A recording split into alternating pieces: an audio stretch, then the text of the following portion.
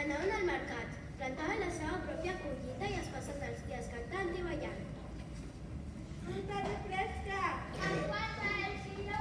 Els mandrines ens oferten a dinar. Doncs posa'm un grapadet de mandarines en bones.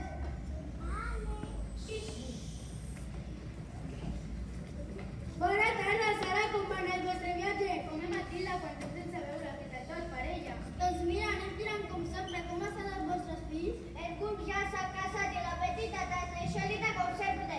Doncs m'alegro molt, ens veiem. Adeu! Peix fresc! Tinc lleguados, Josep i Rap. Vinga, que ja en queda poc! I la tindria bacallà, a la meva nena li agrada molt. Ostres, avui no m'he apuntat, però tinc sardines per ara. Tinc sardines d'una bona pinta, te les recomano de veritat. Si li fas un sobrellit amb tomàquet i ceba, em queden boníssim. Vinga, ja m'has convençut. Posa'm un grapadet que faré aquesta nit. Doncs sap perquè pobre de ja dius tu com no et facis pel·lícules. Ja estic... A mi les ensenyen que hi ha una cosa que no la veig.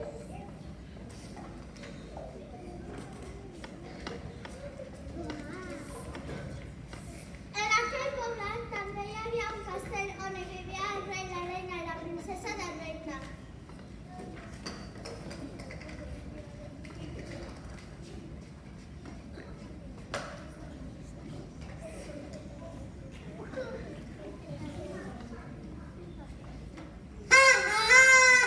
Bon dia a tothom! Ens fem saber que el rei, la reina i la princesa arriben a la plaça del poble.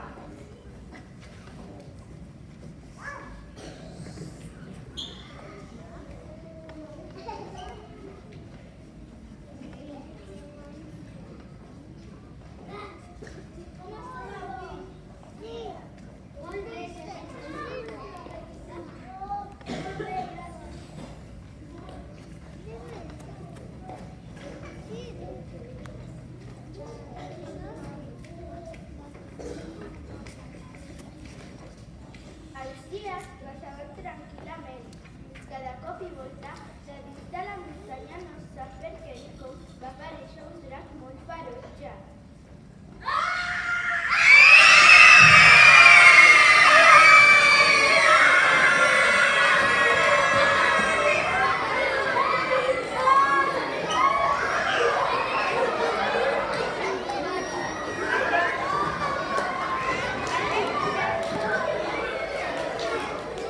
Aquell drac feia coses estranyes, des la boca infernal.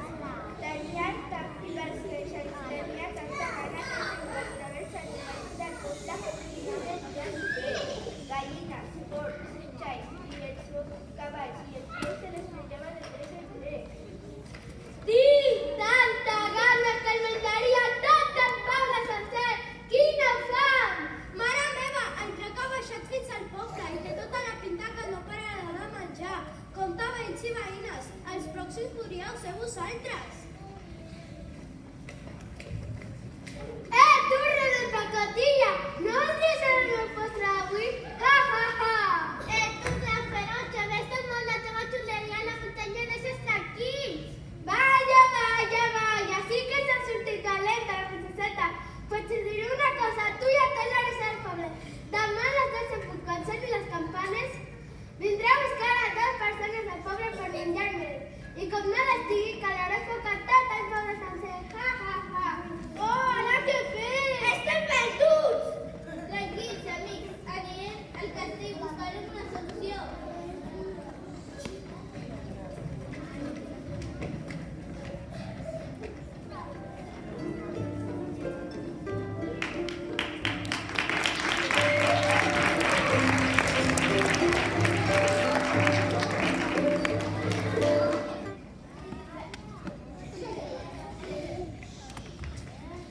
Així doncs, els habitants del poble es van aplegar tots junts dins el castell i van començar a discutir què és el que podien fer per combatre-ho.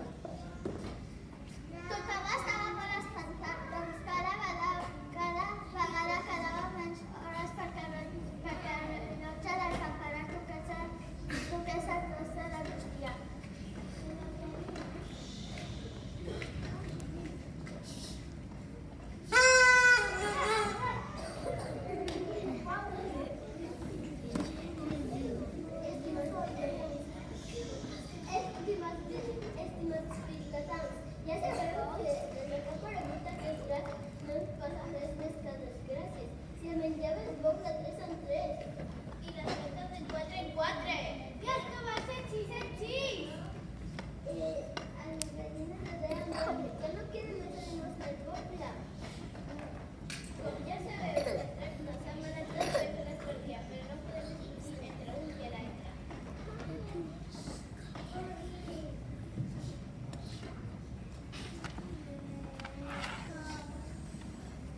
podem fer?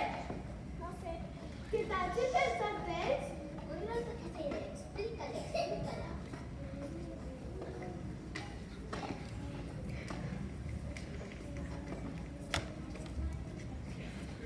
I així va ser com tot el poble va decidir que cada matí es faria un sorteig amb tots els vilatans del poble i d'allà sortirien els dos voluntaris perquè el virac se'ls conspiri.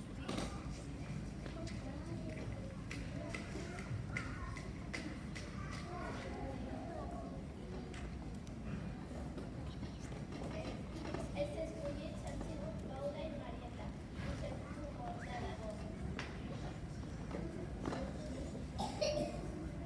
Demà a la mateixa hora per saludar els nostres amics.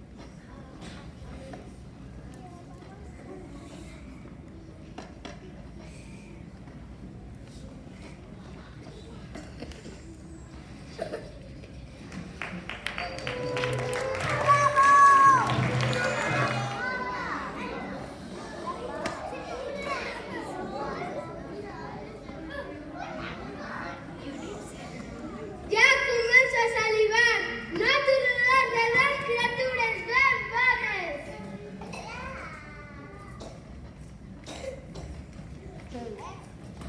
Pobres Marieta i Paula estaven atemorides, però la por no els va deixar de cantar.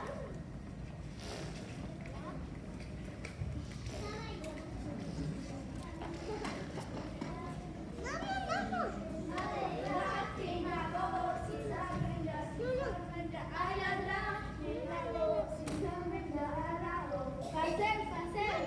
Ha, ha, ha!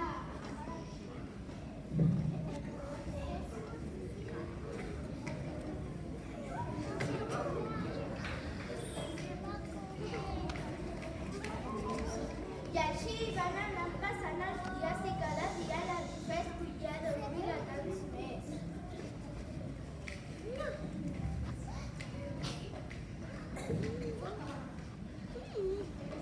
Ai, el drac, quina por, si se'l menja. Ai, el drac, quina por, si se'l menja de debò. Passeu! Ha, ha, ha!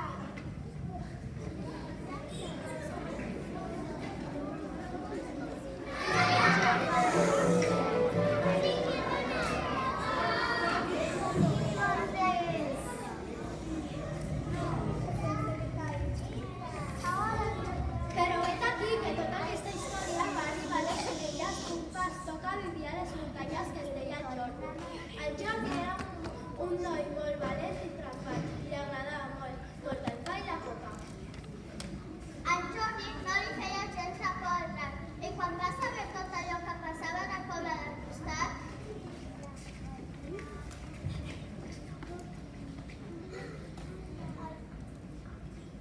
Drac, patacrica, de drac, no em fas cap por. Tu ets com un xai i jo el pastor, sí senyor. Baixaré fins al poble i mataré aquest drac tan empipador.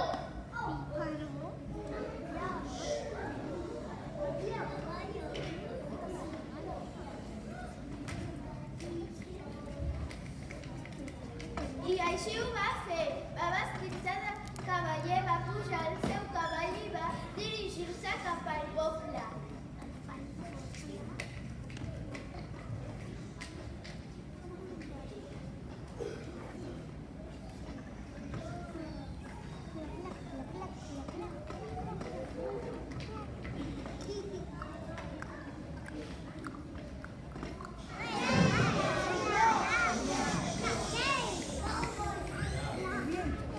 Vet aquí quina casualitat que quan Sant Jordi va arribar al poble, aquell dia del sorteig havia sortit la princesa i ja es dirigia cap a la cova quan Sant Jordi se la va trobar.